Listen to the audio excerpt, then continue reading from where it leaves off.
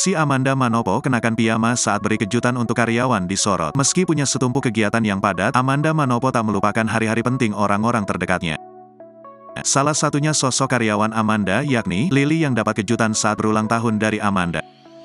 Mantan lawan adu peran Arya Saloka itu secara khusus memberikan kue ulang tahun di hari spesial Lily.